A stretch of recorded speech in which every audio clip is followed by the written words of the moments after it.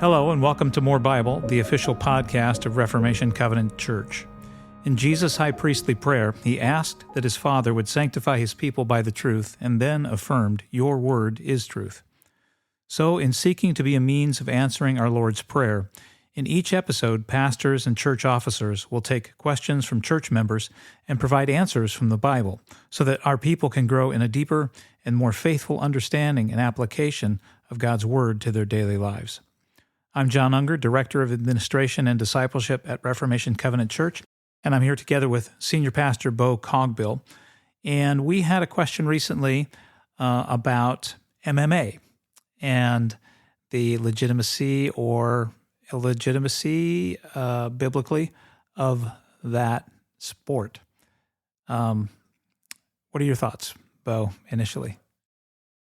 Well, initially, I feel in some ways not informed enough to speak very precisely, probably, on the topic. My mind immediately starts going to probably experiential reactions. I know, having grown up, the emphasis on the man needing to be willing and able to fight quickly to protect his family. In some ways, I was raised to assert violence preemptively in order to differentiate yourself from other men around you. So any sort of hint of danger or hint of disrespect or slight, the onus was on me to make it clear that those things were unacceptable.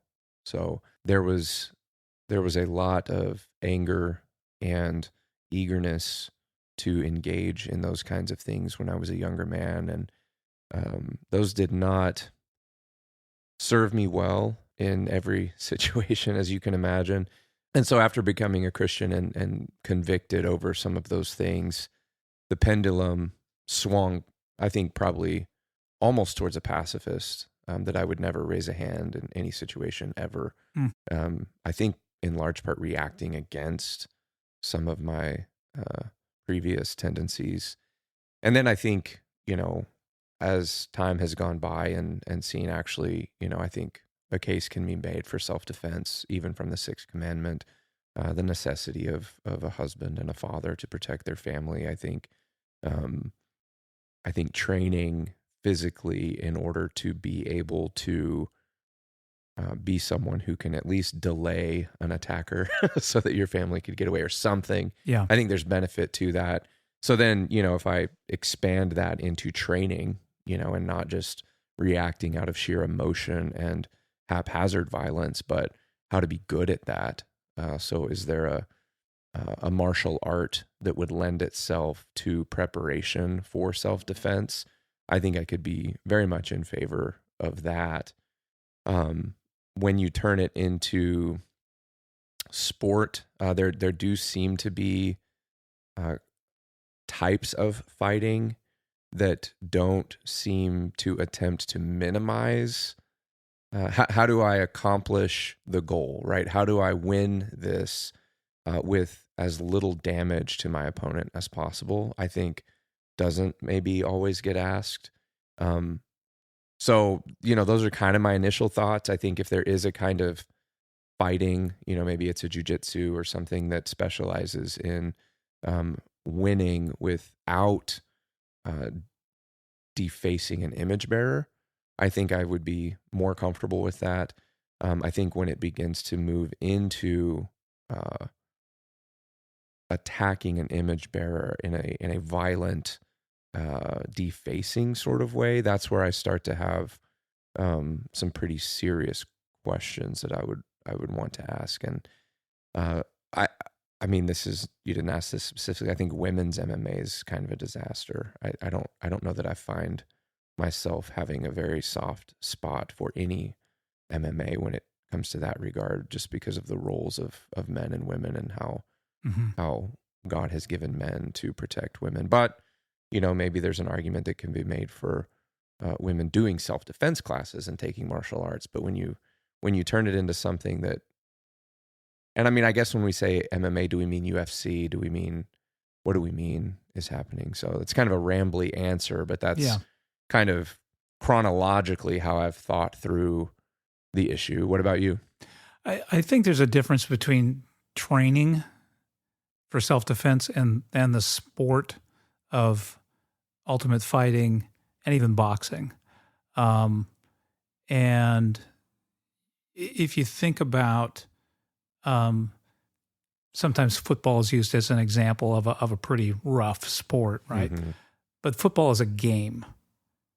Fighting's not a game. Mm. It's a fight, right? We don't go to watch a game between two guys that are going to beat each other up, right? We're watching a fight. And I think that in and of itself speaks to what it really is about, right? And, one of the things that struck me as I was thinking about this is we don't allow dogs to fight, right?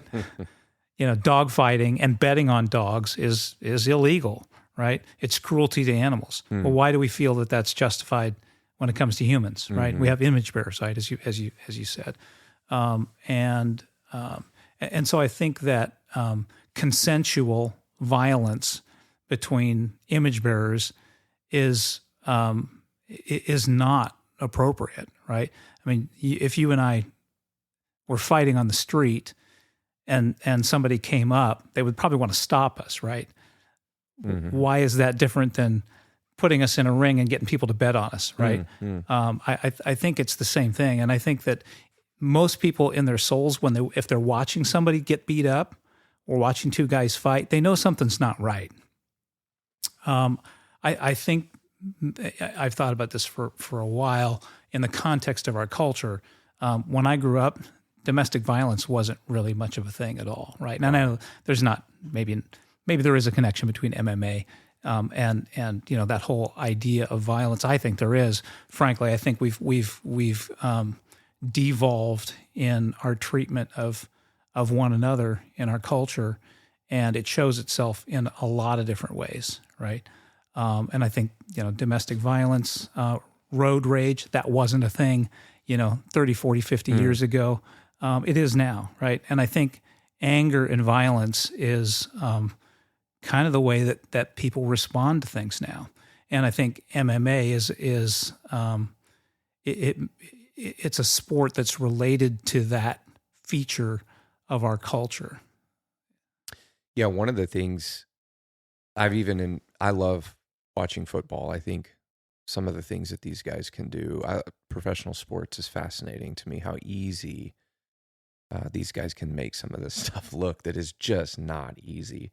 And you think, oh, I could do that. And then you can't jump higher than a credit card, And I remember being a young kid and we would watch football and the safeties would wipe receivers out and they would just clothesline them. And these guys would obviously dazed. There were no concussion protocols. Yeah. And I remember as a kid being like, that's so cool. He just, what do we call him? He cleaned his clock. He cleaned his clock or gave him a snot bubble. And it's, we thought it was really cool. As I've aged and I see something like that, it makes me nauseous. And it's interesting that in football, there has been a concerted effort to reduce helmet-to-helmet contact, to reduce the kind of tackling and contact that can inflict injury.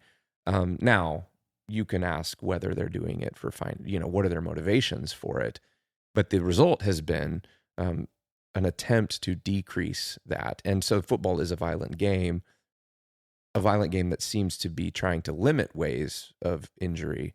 And I don't know if that's the case for some of these other UFC types. It seems to be the bloodier the better, is my perspective, or my limited perspective.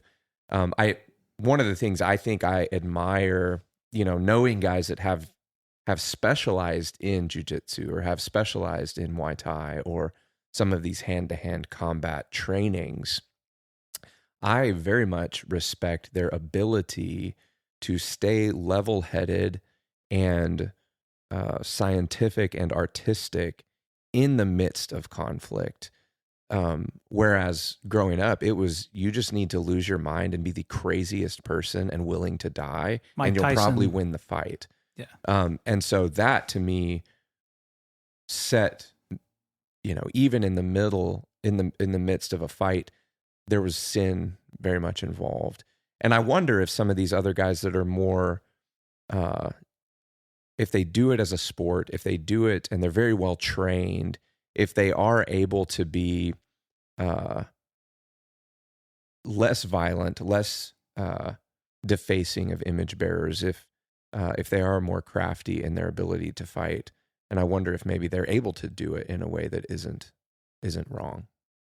Yeah, I mean, the history of boxing goes back to military training. Sure. Right? Well, wrestling all the way Yep. back to Rome. Yeah, and it's lost that context. Mhm. I think for the most part. That's why I said that I think there's a difference between a spectator sport and training. I think training for self-defense, hand-to-hand combat in the military, perfectly legitimate, right? But putting two guys in a gladiator coliseum until they run each other through might be too far. Yeah. Yeah. Or the subduing of one to the point of near death, which looks like what's happening in UFC. The argument you had pointed me to an article that was pro MMA, and he noted that it was useful for training for military combat. Some of his pros were useful for training for military combat, that as a sport, it requires skill in discerning and appreciating the sport and knowing what's going on. If you see it through the right eyes, you can appreciate it. And his take was that consensual violence is acceptable. And that there were a number of scientific studies regarding how the harm posed by UFC and MMA was less than what he suggested football brought, and then he brought out some New Testament scriptures referring to physical training, like Paul's. Sure. I run the race, I fought the good fight, etc. And I thought, a lot of his particular arguments made sense, but I thought they were particularly subjective. And the other guy who I read also who was against MMA, these guys are kind of writing back and forth to against each other. Sean DeMars, I think was the guy's name. Anyway, he noted kind of the same thing from a subjective viewpoint. Neither of those men really addressed what I think is one of the cogent texts addressing violence in Exodus 21, where there are specific commands about if men are fighting, this is how you're supposed to treat those men, right? You've got the laws of violence and the avenger of blood in Numbers 35 as well, where you've got if someone strikes someone and they die, they have to be they're put to death, right? They're considered a murderer, or even physically mutilated. They have to pay restitution. Yeah, they have to pay restitution and pay for their time off. And I don't think we look at it that way. And I think it's assumed in the scriptures that if two men are fighting, it's not viewed to be something that ought to be a sport or consensual. There was training. David said, "Blessed be the Lord my God who trains my hands for war and my fingers for battle." Again, I think there's war training, and then there's sport, blood sport, and I think they're very different. Yeah, and it seems to me that you kind of, in the discussion, you're either pro-fighting or you're anti-fighting. Maybe you tell me what you think about this. When I walk into a room, I scan the room and I look for who I think might be the biggest, baddest dude, just in case everything starts to go sideways. I need to know what I'm up against for the sake of the other people around us. I'm sorry that I intimidate you that way, Bill. Do what? I'm sorry I intimidate you. Yes. And I want to be the kind of husband and the kind of father who, when we go into a restaurant or when we go anywhere, that my wife and my kids, maybe I'm not going to be the, biggest, baddest dude in there, but they feel like their dad's going to take care of them or their husband's going to take care of them. And I am principally, if you walk into a room as a man and you are the weakest, frailest, most fragile person in the room, and that's consistent, I would probably want to encourage that guy to do something about that. If your wife is stronger than you, or you're, like it seems creational, to make sure to whatever degree you're able to be a husband and a father whose family can trust that dad's gonna try to take care of them. And I don't know, what do you think? Not maybe preparing to be the next UFC champion, but at least having it together enough so that your wife and kids can trust that dad's going to try to take care of them. What do you think about I think that's absolutely training in that way? I think it's absolutely appropriate. Okay. Yeah. And I think having not just the ability to scan the room, be aware, wary, physically able to defend your loved ones, but potentially even have firearms training, right? Sure, yeah, and be able to defend as needed, and that's a sad reality. It shouldn't have to be that way, but sometimes that's life. Well, and it seems like historically men were expected to be able to do those kinds of things. I mean, if maybe you have to defend your family from wildlife and lions and bears like David, or, living out on a farm, or, there's some countries that require their young men to go into military training to be prepared just in case, the country ever needs to call on them. In America, we seem to have a space for doughy, soft, weak men that then I think some men look at and react against, and they're like, well, I'm going to be a big, bad, tough guy, and I'm going to be Mr. MMA guy, and they run off the rails in the other direction. Yeah, I think you have to be guarded against both ditches, right? Mm-hmm. Of being soft, pacifistic, unloving, right? Yeah, right? That's right. You're not actually loving your family by being a sissy. Yeah, and the other ditch is you're always angry, right? Yes. You're always looking for a fight, right?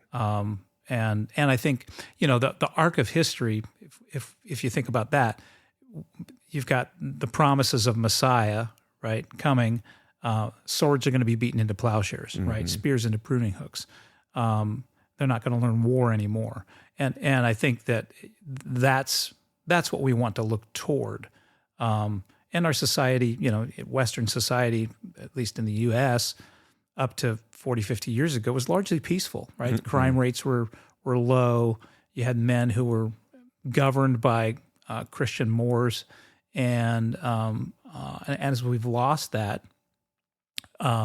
we have to think more and more about self-defense, about who's the biggest guy in the room, right? But that's a situation that is obviously less than ideal, and I think that we want to be guarded against always being on our guard. Sure, yeah. I know when I go to airports, I have to be very much aware of what goes on in my heart, because I can fantasize about, smashing people's heads against the trails or against the little railway for cutting in line, Yeah. Because I'll scan and then I'll find, as opposed to scan to protect, not to look for violence, but to be ready for it. Yeah, one of the things that R.J. Rushdoony talks about is power from below, mm-hmm. and as we've moved away from, as our culture has moved away from faith in the true God, we look to false gods, right? And instead of seeking power from above, we end up with power from below. And that ends up being, perverted, violent, raw exertions of dominion. Right. And that's not who Christ has called us to be. Well, and one of my favorite movies is Tombstone, and you've got the Wyatt Earp character with, is it Kirk Douglas? Yep. Is it Kirk Douglas? Yeah, I think so. Yeah. What's his boy's name? He's got the big mustache. Can't believe I'm drawing a blank on this. Oh, Wyatt. It's Wyatt Earp, but Yeah. what's his? Anyway, they're on him because he doesn't want to fight. He's essentially resisting the fight until he doesn't, and then everybody's like, "Oh no, what have we done? We've unleashed the beast."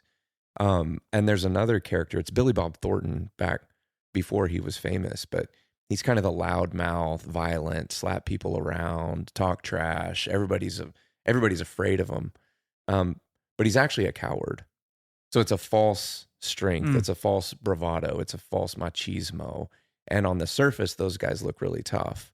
But I think when push comes to shove, you actually find out the tough guy is the one who was able to restrain himself. He's not the trash talker. He's not talking trash. He's not, out there, talking bad about everything and running his mouth. He's pretty chill. I think of, I don't know if Vance listens to this, but I think of Vance Culver a lot when I think about these topics, because he could probably whoop everyone in our entire church with like a Jason Bourne newspaper, Time magazine or something. But you would never think of Vance as that guy, because he's kind, he's humble, he's gracious, and you don't want to, I'm assuming, you don't want to unleash the beast, But I think that's better. I think Rocky is better than Apollo. You've got a restraint, but it's there if you need it. And MMA seems to me, no doubt, some of those dudes are bad dudes, but I wonder how biblically tough they are. Can they be lambs when they need to be lambs? Mm-hmm. Or are they just constantly trying to show that they're prowling around like roaring lions? Yeah, the one of the biblical qualifications of an elder is not violent. Exactly. And that word is machos, yeah. right? In the Greek. So, which, we maybe recoil against that, right? Because we want to be real men, and machoism is kind of tied up in sometimes our self-identity, and God says that's not who we're called to be. Right. I'm going to read this quote from Rushdoony. This is from his article, Power from Below. He says, "Power from below, whether feared or courted, is thus very much a part of modern man's faith. That power can reside in inanimate nature, as in the stars, and hence the revival of interest in astrology. It can reside in magic and witchcraft, or in other related practices, but in any case, it is power from below. The result of such a faith can only lead, as it already has, to a greater faith in raw and primitive violence as against reason. We can only expect, until this faith is shattered, a steady intensification of violence, crime, and revolution. Power from below means that normal sexuality is regarded as sterile and inhibited, and violence, rape, and perversion are thus regarded as the true and raw power in the sexual realm." This was 1974. Wow. Wow. Well, and to add to the conversation, Jesus is meek and mild, and yet he could call down legions of angels at any time. And so meekness is strength on reserve. Yeah. And I think that's, there's a lot of talk about masculinity and what does that mean? And I don't think it's effeminate to be meek. If Jesus is the man, then I think there's a sense in which he has the power to do what he needs to do when he needs to do it, and he restrains that power until it's time to do it. So he, prior to 80-70, he's restraining, even perhaps with people praying, "How long, O Lord, before you take vengeance and avenge us?" But when he needs to bring it and when it's time to bring it, he brings it. So MMA seems to throw some of that to the front end, and it seems to be a fault. Well, when I say MMA, I'm probably more alluding to the violent UFC head smashing. I'm not trying to ignore the differences between the mixed martial arts, because it is a mixed bag. So I'm probably being more sloppy with my language than somebody who knew more would be, but I think maybe you get the point. Yep. Well, and Jesus was, he didn't cower, even at his trial, right? You know, the scripture says that he, as a lamb to the slaughter, he didn't open his mouth, but he actually did at one point in his trial, right? Oh yeah. Do you not know who I am? He's like, you wouldn't have any power if it wasn't given to you from my Father who's on high. Right. And then when the no one's going to take my life from me. I'm laying it down of my own accord. I mean, he's in total control the whole time. Yeah. Well, and before the Sanhedrin, even he's accused of reviling the high priest, right? Do you answer the high priest so? And he says, if I've spoken wrong, tell me what I said wrong, right? And if I've spoken well, why are you striking me? Right.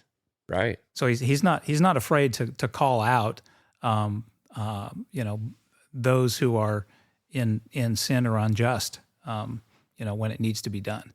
He's not afraid of being macho, if you will, at those times. So, yeah, and this is a principle we try to press home a lot. It's the both and. It's not an either or. Yeah. So he does turn over tables, and there's a whole section of Christianity that ignores that he does turn over tables, and he makes whips, and he probably hits some people with them.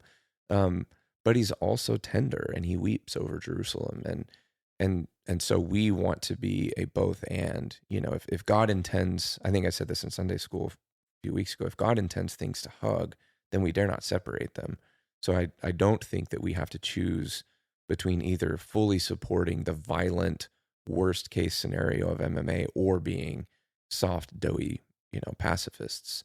I think if we look to Christ for our manliness, then we actually see a both and I think it's a higher calling than the ditches that the world would call us to and beckon us to, and that young men especially can be prone to kind of a false machismo that, in the Proverbs, you've got the reckless fools that try to draw him into violence. And I think you see that in some of the Christian conversations happening right now, kind of a reaction against sort of a flaccid, reformed, academic eggheadiness. But I think they're drawing men into violence. I mean, I saw a guy online a few weeks ago, "We're at war," or even just a couple days ago, something about, our country needs you to be violent and needs you to be ready or needs you to be armed or something like that. I'm like, who's the you he's talking about? Is he talking about the civil magistrate? But he's a young man, right? And he's upset with what he sees, but he seems to be dragging, otherwise godly men toward violence and towards bloodshed that God would be very much against. Yeah, I'm reminded of the Westminster Larger Catechism and the duties and sins, both commanded and sanctioned in the Sixth Commandment, and it's both to preserve life, right, and love our neighbors so that they are protected and upheld and preserved, and also to not just preserve their life, but bless them, right? Right. And go beyond just the not killing them, but to actually protecting and blessing them. Mm-hmm. Yeah, I think Joshua Apple and I had a conversation a long time ago about pastors, how we appreciate pastors who are willing to fight, but aren't always looking for a fight. And I think the same would apply in all these other areas, willing to protect, willing to fight, but not always looking for it, like, kind of a false bravado. Yeah. And that's, we tangent there for a little while from the MMA question, but hopefully everybody listening can at least get a feel for where we're coming from principally on the issue. Good. Well, that's it for today. If you have questions about this or other topics, please text either me or Pastor Cogbill, or you can email us at morebible@reformationcovenant.org. Again, that's morebible@reformationcovenant.org. Until next time, as the prophet Hosea exhorts us, let us pursue the knowledge of the Lord. And remember to make the best use of the time God has given you for His glory and for the life of the world. The Lord be with you all. Amen.